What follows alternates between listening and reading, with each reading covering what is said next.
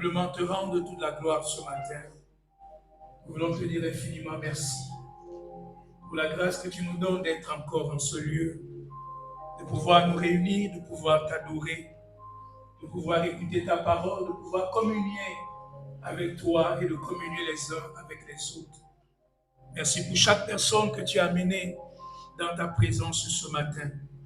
Merci Seigneur, oh Dieu, pour ta présence, pour ton esprit. Merci ce matin pour la grâce vraiment que tu nous donnes de parler de ta part, pour la grâce que tu nous donnes d'écouter ta parole, Seigneur. Bénis ces moments, Seigneur. Et comme nous l'avons demandé ce matin, souviens-toi de notre nation, oh Dieu.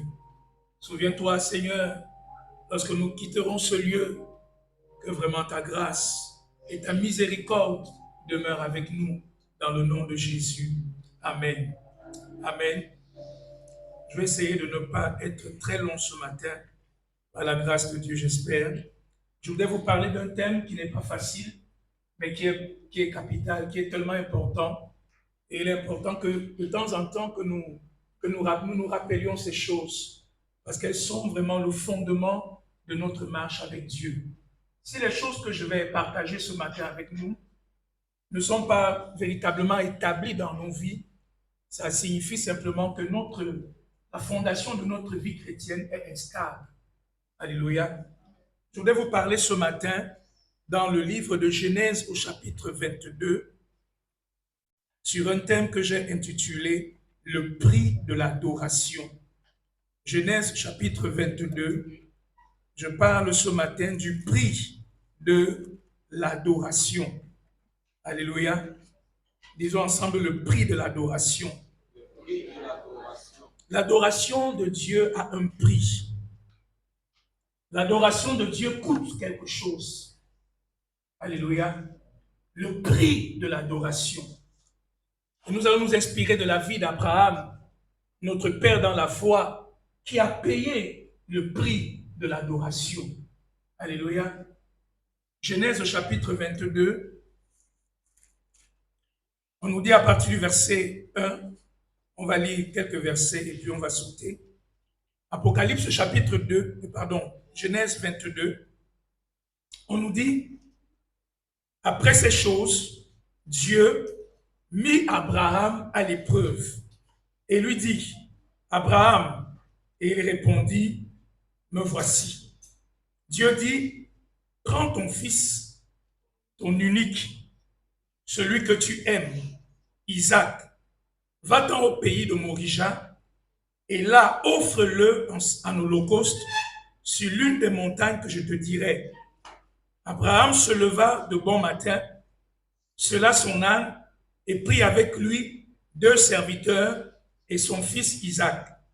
Il fendit du bois pour l'holocauste et partit pour aller au lieu que Dieu lui avait dit. Le 3e jour, Abraham leva les yeux, vit le lieu de loin. Et Abraham dit à ses serviteurs, restez ici avec l'âne. Moi et le jeune homme, nous irons jusque-là pour adorer et nous reviendrons auprès de vous. Le verset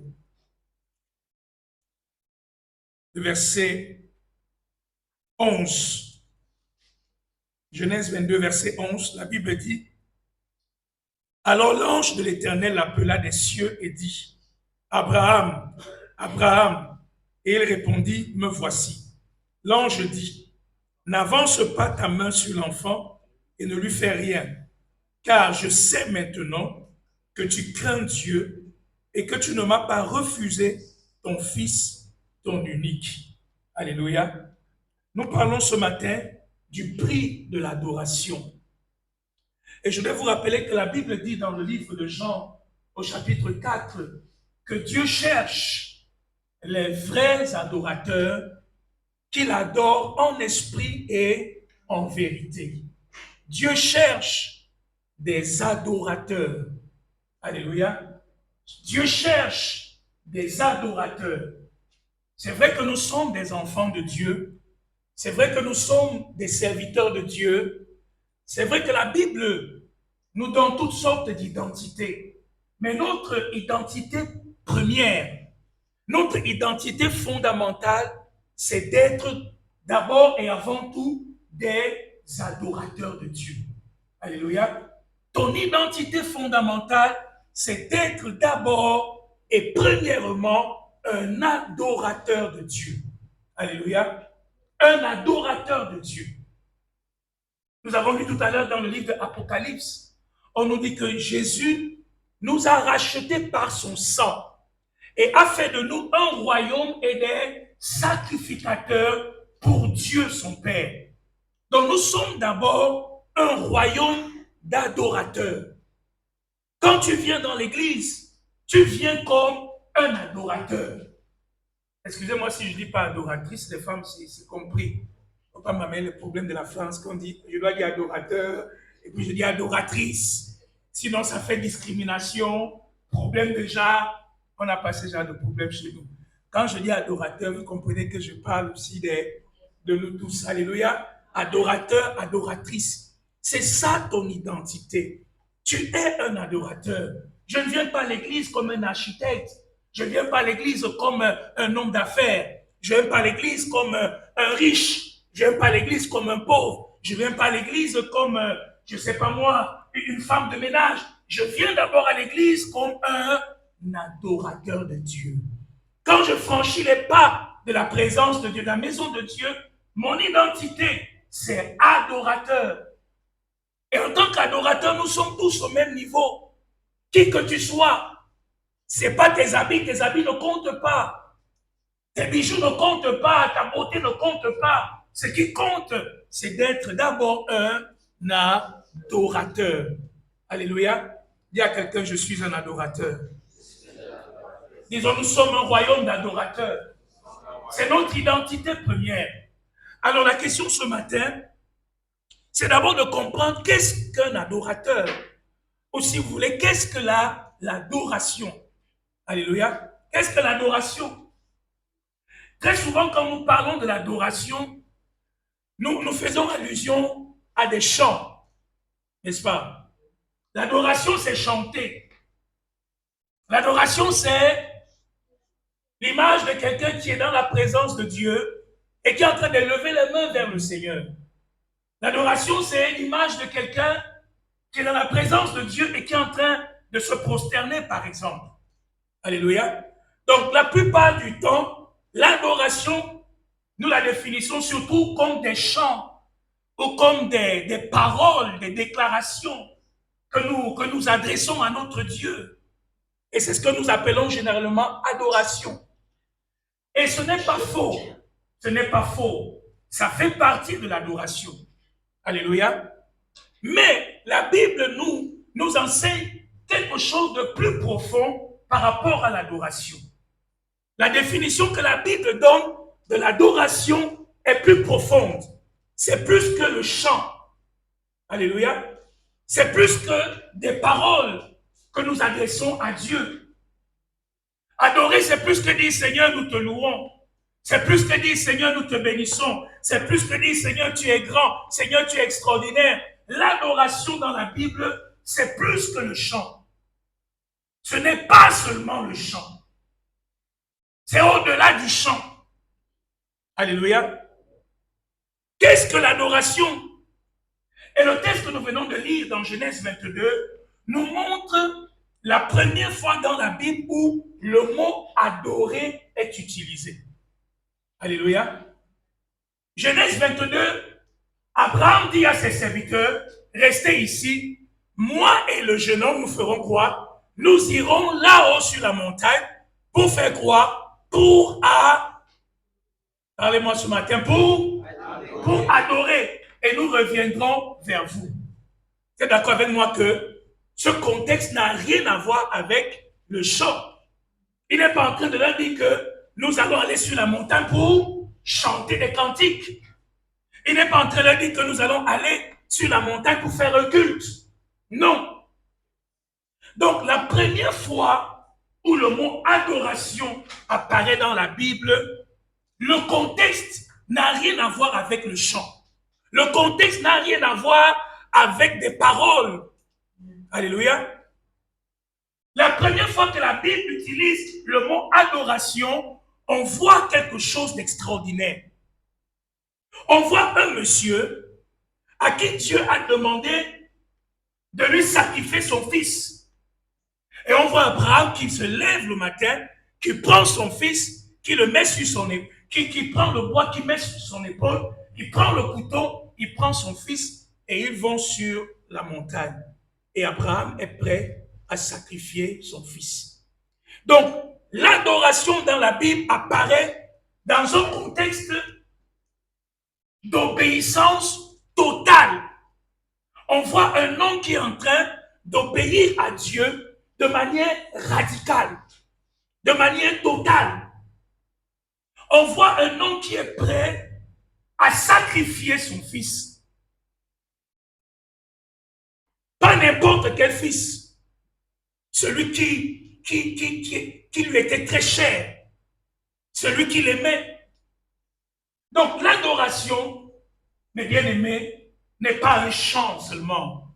Mais la première chose que je voulais te montrer ce matin, j'aimerais encore te le dire et te le redire. L'adoration, c'est d'abord une vie. L'adoration, c'est d'abord une vie. Un adorateur, c'est quelqu'un qui mène un certain type de vie. Un adorateur, c'est quelqu'un qui vit d'une certaine manière. L'adoration, c'est d'abord une vie. Pourquoi je vous parle de cela ce matin? Parce que je sais que plusieurs parmi nous, nous sommes en train de payer d'une manière ou d'une autre le prix de l'adoration.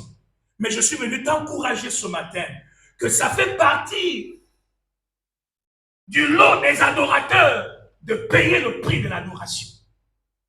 Alléluia. La Bible déclare que Dieu cherche les vrais adorateurs. S'il y a des vrais adorateurs, ça signifie qu'il y a aussi des... S'il y a des véritables adorateurs, ça signifie qu'il y a aussi des faux adorateurs. Quelle est la différence? Les vrais adorateurs sont ceux qui, comme Abraham, acceptent de payer le prix de l'adoration. Les vrais adorateurs acceptent de payer le prix de l'adoration. Et cette adoration consiste en une vie, à un style de vie. Alléluia. Et quel est ce style de vie? La Bible nous le décrit ici ce matin. C'est un style de vie où l'adorateur met Dieu en priorité dans sa vie au-dessus de tout. L'adorateur met Dieu en priorité dans sa vie. Dieu passe avant tout le reste. Dieu vient avant tout le reste. La priorité de l'adorateur, c'est Dieu. La priorité de l'adorateur, c'est satisfaire d'abord Dieu. La priorité de l'adorateur, ce sont les intérêts de Dieu au-dessus de tout. Quand tu vis de cette manière, c'est ça la Bible appelle, tu es un adorateur du Dieu vivant. Alléluia. C'est d'abord une vie. C'est d'abord une vie. Une vie qui met Dieu en priorité. Une vie qui place Dieu devant. C'est d'abord une vie où on est prêt à dire à Dieu, tu es tellement important pour moi que je suis prêt à lâcher tout le reste uniquement pour toi. C'est une vie où parce que j'ai envie de dire oui à Dieu, je suis prêt à dire non à tout le reste. Alléluia. Quelqu'un me suit ce matin. L'adoration, c'est une vie qui priorise les intérêts de Dieu. C'est une vie qui est prête à tous les sacrifices pour Dieu. Il dit, prends ton fils. Abraham en a deux. Et quand on dit, prends ton fils, qui, Seigneur? Ton fils légitime, ton unique. Au cas où tu hésites encore, celui que tu aimes. Celui à qui tu es tellement attaché. celui qui est tellement proche de ton cœur. Et au cas où tu doutes encore, je te donne le nom. Il s'appelle Isaac. Prends-le et offre-le-moi en holocauste. Est-ce que Dieu dit, je te donnerai quelque chose? Non. Sacrifie-le-moi, un point, un trait, sans autre forme d'explication. Voilà le contexte dans lequel le mot adorateur apparaît pour la première fois dans la parole de Dieu. Qu'est-ce que Abraham va faire? Il y a d'un côté de la balance son affection pour Isaac. Il y a d'un côté de la balance son attachement à Isaac. Isaac, c'est la somme de tout son bonheur en ce moment.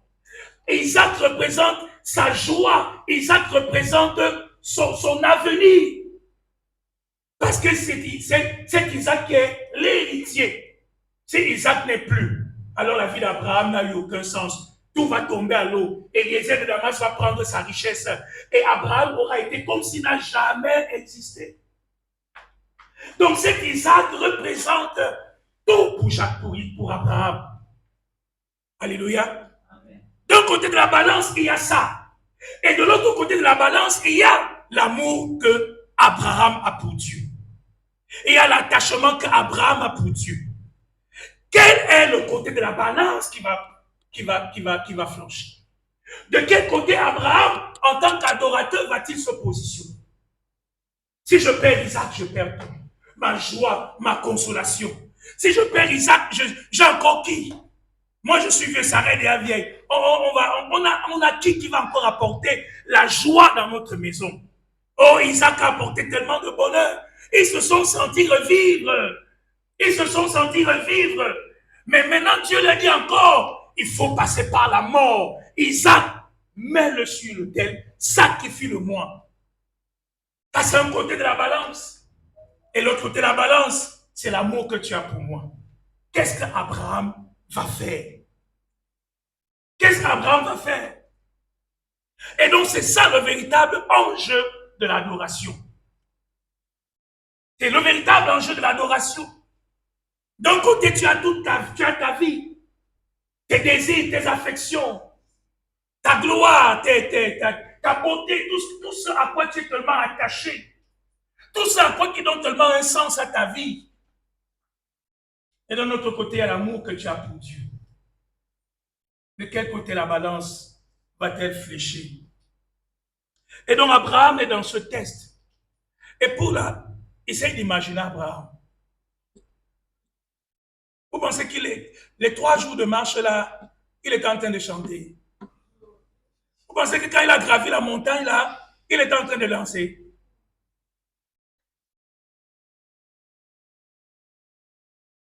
Vous pensez qu'il chantait, Abraham faisait quoi? Il pleurait. Il pleurait. Et je suis venu encourager ce matin quelqu'un. Le chemin de l'adoration n'est pas toujours un chemin facile. Le chemin de l'adoration est un chemin de pleurs. Frère, si tu n'as jamais pleuré, tu n'as pas encore adoré. Si tu n'as jamais pleuré, tu n'as pas encore adoré. Le chemin de l'adoration est un chemin de renoncement. Ça fait mal. Ça fait mal. Mais l'adorateur le fait quand même par amour pour Dieu. Je pleure, mais je le fais quand même par amour pour Dieu. C'est un sacrifice qui me coûte, mais je le fais quand même par amour pour Dieu. Le langage de l'adorateur, c'est je ne refuserai rien à mon Dieu, même quand ça me fait mal. Alléluia. Quelqu'un me suit ce matin? L'adorateur, c'est quelqu'un qui accepte de marcher avec Dieu, même quand il ne comprend pas ce qui se passe. Vous croyez que Abraham comprenait la logique de la demande de Dieu? Vous pensez qu'Abraham comprenait la logique de ce que tu es en train de demander de faire? Non. Tu m'as donné un fils, tu as réjoui mon cœur, et maintenant ce même fils, tu me demandes de te le sacrifier. Abraham ne comprend pas. Mais même comme Abraham ne comprend pas, parce qu'il est un adorateur, il accepte d'aller jusque là où Dieu lui a montré. Il y a un temps où tu ne comprendras pas les voies de Dieu. Il y a un temps où tu ne comprendras pas toujours pourquoi telle chose arrive, pourquoi telle chose persiste, pourquoi telle difficulté. Que ça fasse sens ou pas sens. L'adorateur dit, si c'est Dieu qui me le demande, je suis prêt à le faire. Alléluia. Quelqu'un me suit ce matin. Quelqu'un me suit ce matin. On ne voit nulle part Abraham essayer de parlementer avec Dieu. On ne voit nulle part Abraham essayer de discuter avec Dieu. Mais il se lève et il part. Mais ne vous trompez pas. La Bible ne nous montre pas ce qui se passe dans le cœur d'Abraham, mais c'est un déchirement. C'est des blessures, c'est une douleur dans l'âme. Mais Abraham est un adorateur. L'adorateur a dit, jusqu'au bout, je veux te suivre. Alléluia. L'adorateur a dit, dans les bons comme dans les mauvais jours, je veux te suivre. L'adorateur a dit, que j'ai, que je n'ai pas, je vais te suivre. L'adorateur a dit, que tu me donnes, que tu ne me donnes pas, je vais te suivre. Abraham est en train de dire quoi à Dieu exactement? Que même si Isaac meurt, et même si moi je n'ai plus rien, mais parce que je t'ai toi comme mon Dieu, je suis satisfait et ça me suffit. Je suis prêt à perdre tout le reste. Mais si j'ai Dieu, c'est bon pour moi.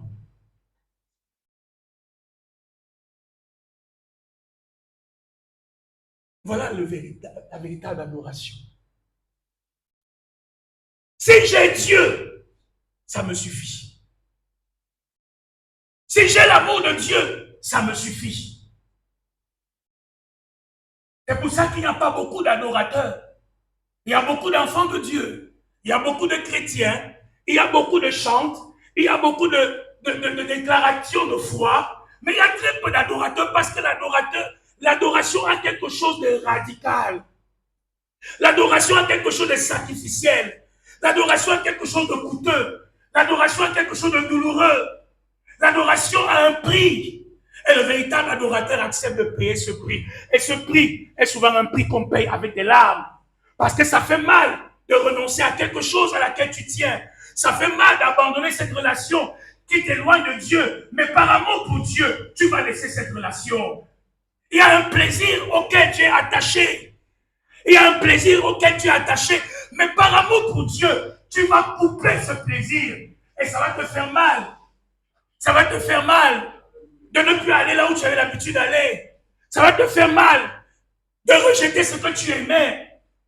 Et si ta main est pour toi une occasion de chute, fais quoi? Coupe-la.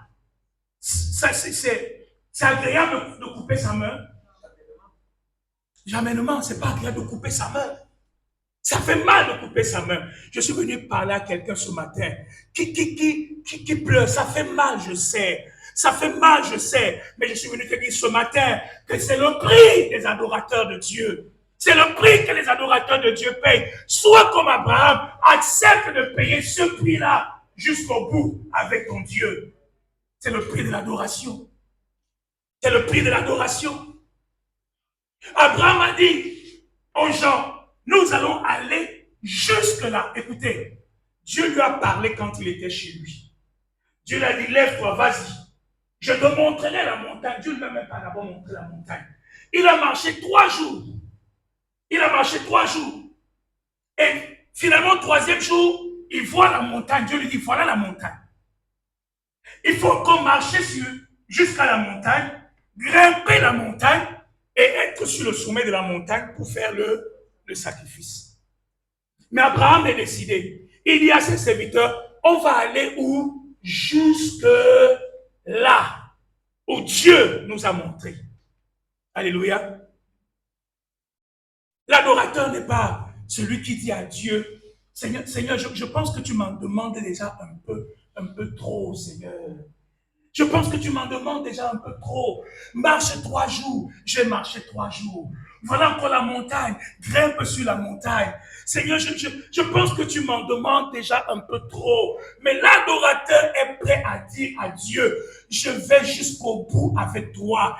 Je vais jusqu'au bout avec toi. S'il y a un prix, une exigence que tu attends de moi, je suis prêt à payer ce prix. Jusqu'au bout. Jusqu'au bout. Alléluia. Frère, qu'on ne vous trompe pas. Il y a toutes sortes d'évangiles aujourd'hui dehors. Mais je suis un évangile qui vous dit qu'il n'y a pas de sacrifice, qu'il n'y a pas que le chemin de Dieu est un chemin vraiment tout bénéfique, tout rose. C'est un faux évangile. Romains 12, verset 1 dit quoi? Offrez vos vies, vos corps comme un sacrifice vivant. La vie chrétienne, l'adoration, c'est un appel au sacrifice. Je sais que tu as envie de dormir parce que tu m'écoutes, mais je te dis ce matin, l'adoration, c'est un appel au sacrifice. L'adoration est un appel au sacrifice. C'est mettre sa vie sur son autel de Dieu. Tout ce que tu es, tes désirs, tes projets, tes ambitions, tout ça est recalibré par rapport à la volonté de Dieu. Tout ça est recalibré par rapport aux objectifs de Dieu. Tu ne vis plus pour toi, mais tu vis pour celui qui t'a aimé et qui t'appelle à une vie d'adoration. Alléluia. Quelqu'un me suit ce matin. Quelqu'un me suit ce matin. Le prix de l'adoration. Le prix de l'adoration. Abraham accepte de payer ce prix. L'adorateur dit à Dieu, tu es tellement important pour moi. Vous connaissez le psaume 16. David dit à Dieu, Seigneur, tu es mon souverain bien. Tu es mon souverain bien. Tu es mon bien le plus précieux. En d'autres termes, si on met Dieu d'un côté et on met toutes les richesses du monde de l'autre, je choisirai Dieu. Si on met la gloire du monde d'un côté et on met Dieu de l'autre côté, je choisirai Dieu. Si on met toute la richesse du monde d'un côté et de l'autre côté on met Dieu, je choisirai toujours Dieu. C'est ce que David dit. Tu es mon bien le plus précieux. Tu es mon bien le plus important. Il dit rien ne nous séparera de l'amour de Dieu, ni la faim, ni la soif, ni la nudité, ni les épreuves, ni les combats, ni les problèmes. Rien ne me séparera de l'amour de mon Dieu, parce que je suis un adorateur et parce que mon Dieu est mon bien le plus précieux. Tu me suis ce matin. Peut-être je ne parle pas à tout le monde, mais je parle aux adorateurs. Parce que je sais que les adorateurs, nous passons sur un chemin qui est souvent jalonné d'épines. Je sais que les adorateurs, comme Jésus à Gethsemane, la Bible déclare que sa sueur était devenue comme des grumeaux de sang. Parce que l'oppression était intense. Que faire? J'ai la volonté de Dieu de notre côté, mais j'ai la pression de la chair de l'autre côté. Que faire? J'ai les désirs de la chair d'un côté et j'ai les désirs de l'esprit d'un autre côté. Que faire? La chair me pousse à lui faire plaisir. Le monde m'attire pour lui faire plaisir. Le monde m'attire et veut mon adoration. Le monde veut mon temps. Le monde veut mon énergie. Mais Dieu veut mon meilleur. Que faire? L'adorateur met sa vie sur l'autel de Dieu. Frère, voilà le fondement de notre marche avec Dieu. Vous savez, quand vous n'avez pas encore compris ça, quand vous n'avez pas encore compris cette adoration, votre vie chrétienne est instable. Votre vie chrétienne est instable. On dit chez nous que l'arachide qui est grillée, on ne peut plus le griller. Alléluia. Ça veut dire que quand tu es déjà mort, tu es mort. Je vais te donner la puissance de l'adoration. Quand tu deviens un adorateur, je t'assure, Satan n'a plus aucune arme contre toi. Quand tu entres dans cette dimension de l'adoration, Satan n'a plus aucune arme contre toi. Les armes qu'il a contre nous, c'est parce que quelque part, nous sommes encore accrochés à quelque chose. Nous sommes encore accrochés à notre gloire. Nous sommes encore accrochés au plaisir. Nous sommes encore accrochés à notre renommée. Mais le véritable adorateur qui a mis sa vie sur l'autel de Dieu, Satan n'a plus d'armes contre lui. Il va faire comment? Il va te menacer d'enlever de t'humilier. Tu es déjà un homme mort. Alléluia. Tu es déjà un homme mort. Tu es déjà une femme morte. Quelle arme il aura encore contre toi? Aucune arme. L'adorateur désarme le diable. Il va s'accrocher à quelque chose. Tu vas lui laisser ça. Et que je n'ai même pas besoin de ça. Il va amener quelque chose. Une infirmité, une maladie dans ton corps. Tu vas dire à Satan, tu ne me connais pas. Le corps-ci, je l'ai consacré à Dieu. Et le corps-ci va adorer Dieu, qu'il soit malade, qu'il soit guéri. Donc arrête tes histoires. Parce que mon corps, je l'ai consacré à Dieu. Alléluia. Amen. Alléluia. Ma renommée, je l'ai consacrée à Dieu. Comme insulte, comme juge, qu'on dise toutes sortes de choses sur ma vie, parce que j'adore mon Dieu. Je m'en fous parce que cette renommée-là, je l'ai consacrée à Dieu. Si je suis insulté, c'est la gloire de Dieu. Si je suis déshonoré, c'est la gloire de Dieu. L'adorateur désarme le diable dans sa vie. Alléluia. C'est l'argent. C'est l'argent.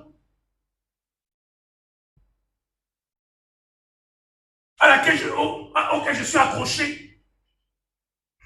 Jésus, le diable dit à Jésus, adore-moi, je te donnerai toute la gloire et toute la richesse des royaumes de la terre, parce que cela m'a été. Il dit, arrière de moi, Satan, je n'adorerai que Dieu et Dieu lui seul. Si tu veux vaincre le diable de manière définitive, c'est de devenir un adorateur. Jésus lui dit, mais qu'est-ce que tu peux me donner que Dieu ne peut pas me donner? Quelle gloire tu peux me donner que Dieu ne peut pas me donner? Et à la fin, on voit que Jésus dit au Père, donne-moi maintenant la gloire que j'avais auprès de toi. Comprenez mes frères? Un adorateur, souvent je comprends souvent, c'est des moments de faiblesse dans notre vie. Mais je vous dis la vérité, un adorateur n'a pas d'option B. Un adorateur n'a pas d'option C. Un adorateur, c'est une seule option, c'est Dieu. Qu'il vente, qu'il pleuve, qu'il neige, qu'il fasse, qu'il ne fasse pas, qu'il donne, qu'il ne donne pas, que j'ai, que je n'ai pas, que je sois malade, que je sois guéri, que je sois... Quelle que soit la situation, je n'ai qu'une seule option, c'est Dieu. C'est Dieu. C'est Dieu, je n'ai pas d'autres options. Mais quand le diable voit que tu es quelqu'un qui a 10 options dans ton cœur, sois sûr qu'il ne te laissera pas tranquille. Parce qu'à chaque moment, il viendra appuyer sur l'option B en te disant ton Dieu a échoué, ton Dieu ne t'a pas fait, ton Dieu ne t'a pas donné, ton Dieu ne t'a pas guéri. Prends l'option B. Va un bon village, on va consulter les esprits pour toi. Va un bon village, on va te laver. C'est une autre option. Tout ça, c'est Dieu. L'option Z, il sait que c'est toujours dans ton cœur. Bien aimé, il y a beaucoup de soi-disant chrétiens qui sont chrétiens, mais qui font du business avec Dieu. S'il donne, je l'adore. S'il ne donne pas, je ne l'adore pas. S'il fait, je le sais. S'il ne fait pas, je ne le sais pas. On est devenus des businessmen avec Dieu. Mais les amis de Daniel ont dit quoi au roi? Au roi, qu'il nous délivre, qu'il ne nous délivre pas, nous savons qu'il peut. Mais s'il ne fait pas, sache une chose, on n'adorera pas la statue que tu as faite. Parce que nous sommes des adorateurs. Un adorateur ne marche pas en fonction de ce que Dieu fait ou ce que Dieu ne fait pas. Un adorateur sait qui est son Dieu. Il sait qui est son Dieu. Il dit, nous savons que notre Dieu peut nous délivrer. Mais même s'il ne le fait pas, ça ne change pas qui nous savons qu'il est. Et on ne fléchira pas les genoux. On n'adorera pas. Mais vous savez la bonne nouvelle. C'est facile de prêcher ça, mais c'est difficile de vivre ça. La bonne nouvelle, c'est quoi? C'est que malgré tout ce qu'ils ont dit là, Dieu ne les a pas épargnés du feu. Mais, ce que Dieu fait pour les adorateurs, il entre avec toi dans le feu. Ça veut dire que ça, c'est un autre niveau de victoire. Ça veut dire que je suis dans le problème, mais le problème ne réussit pas à détruire ma vie. Mais ça fait mal. Ça souffre. Ça fait mal. Mais Dieu est là. Dieu est là. Dieu est là. Je pleure, mais Dieu est là. Je souffre, mais Dieu est là. Et il sait, il a dit que les grandes eaux ne vont pas m'engloutir. Le feu ne va pas me brûler. Et ton témoignage à la fin, c'est comment j'ai fait pour sortir, mais je suis sorti. Comment j'ai fait pour arriver, mais je suis à... Comment j'ai fait pour être debout, mais je suis... Pourquoi? Parce que je suis un adorateur. Je suis un adorateur. Je suis un adorateur. Je me rappelle quand j'étais à l'université, je venais de rentrer de l'université, j'avais eu ma maîtrise et je venais de ma vie au Seigneur. Et on m'avait, comment on dit ça, on m'avait mis au bas, on m'avait ostracisé. J'avais une petite chambre derrière la maison et le toit de cette chambre était totalement foutu. Et en saison de pluie, il y a la pluie qui tombait sur le lit. Et je n'ai jamais oublié, je rentrais le soir, je me couchais du côté qui était sec, l'autre côté était tout mouillé, mais j'étais en paix. Je me mettais à genoux pour prier. Il y avait l'eau d'un côté, l'eau de l'autre côté. Je cherchais l'endroit qui était sec, je me mettais à genoux, je priais. Alléluia. Parce que l'adorateur, l'adoration, c'est vraiment quelque chose d'extraordinaire. Alléluia. Le diable nous combat, on s'accroche, on bagarre. La Bible déclare que celui qui veut sauver sa vie la perdra. Mais celui qui va la perdre va la retrouver. Est-ce qu'Abraham a perdu? Non, Abraham n'a pas perdu.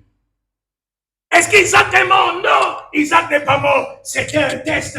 Je vais te rassurer ce matin. Quel que soit ce que tu sens, quel que soit ce que tu vois, tu es en train de tirer des conclusions, c'est fini. L'histoire là ne va pas finir comme tu penses là. L'histoire là ne va pas finir comme tu penses. Oui, je suis en train de perdre. Oui, je n'ai plus rien. Oui, je ne suis plus rien. Mais la Bible déclare dans Genèse, Hébreux 12, que Abraham a récupéré Isaac comme par une sorte de résurrection. Après ça, Sarah est partie. Abraham est resté derrière. Le gars s'est encore tapé une autre femme. Il a encore bombardé près de 7 enfants, je pense. Et il ne voulait plus s'arrêter, quoi. Si on l'appelait pas auprès du Père, il allait continuer. Alléluia. Tu as l'impression de perdre, mais je veux te rassurer ce matin, tu ne perds rien. Nous ne perdons rien. Alléluia. Nous ne perdons rien. Je vous ai promis ce matin que je ne serai pas très long. Je veux m'arrêter par là. J'aurais pu vous parler aussi de l'histoire de cette femme, où on voit encore un contexte où l'adoration n'a rien à voir avec le chant, n'a rien à voir même avec des paroles. Cette femme ne dit même pas un mot. Mais c'est le symbole d'une adoratrice. Cette femme prostituée qui est venue derrière Jésus, qui s'est prosternée pour lui laver les pieds. Ça, c'est toute une autre histoire qui nous parle de l'adoration. Mais je vais parler là-bas ce matin, peut-être une autre fois. Je voulais vraiment nous rappeler ce matin, nous faire ce petit rappel. Le fondement de l'adoration, c'est la crainte de Dieu. L'ange va lui dire, Abraham, je vois maintenant que tu crains Dieu. Alléluia. Que tu crains Dieu. Le fondement de la véritable adoration, c'est la crainte de Dieu. Et la crainte de Dieu vient de la révélation de Dieu. Alléluia. La révélation de sa personne, la révélation de sa puissance, la révélation de ses promesses. L'ange ne dit pas, je vois que tu as peur de Dieu. Non. L'adoration n'est pas basée sur la peur de Dieu. L'adoration n'est pas fondée sur le fait que je fais ce que je dois faire envers Dieu parce que je veux éviter un malheur, parce que je veux éviter que Dieu me frappe. Non. La véritable adoration est une réponse à la révélation de la grandeur de Dieu, de la majesté, de la puissance de Dieu. Tu me pousses dans l'adoration. Donc l'adoration, c'est en fait une réponse par rapport à la révélation de Dieu. Alléluia. Alléluia. Et Abraham a connu sur la montagne Dieu comme étant le Jéhovah Jireh. Que Dieu se révèle à nous, que Dieu se révèle à toi. Mais n'oublie pas ma parole ce matin. Accepte de payer le prix de l'adoration. Sois un adorateur, sois une adoratrice. Quand c'est fort, mets-toi à genoux, prosterne-toi et mets tout sur l'autel de Dieu. Parce qu'après tout, que tu vives, que tu meurs, que tu ailles, que tu n'ailles pas, que tu es, que tu n'es pas, ta vie appartient à l'Éternel. L'adorateur a mis sa vie sur l'autel de Dieu. Alléluia. Maman Victorine, c'était son fils. Hein? Maman Victorine, c'était son fils. Son propre fils cher. Mais elle dit que mon fils, tu ne peux pas m'empêcher de faire plaisir à mon Dieu. D'adorer mon Dieu. Ça fait mal, mais entre toi et Dieu, mon fils, je choisis Dieu. Et je te prends, je te sacrifie sur l'autel. Hein? Si les sentimentalistes là, vous ne pouvez pas être des adorateurs. Parce que les sentiments, ça va te faire souffrir. Alléluia. Dis à quelqu'un, sois un adorateur. On va chanter juste un bout, jusqu'au bout, je veux te suivre.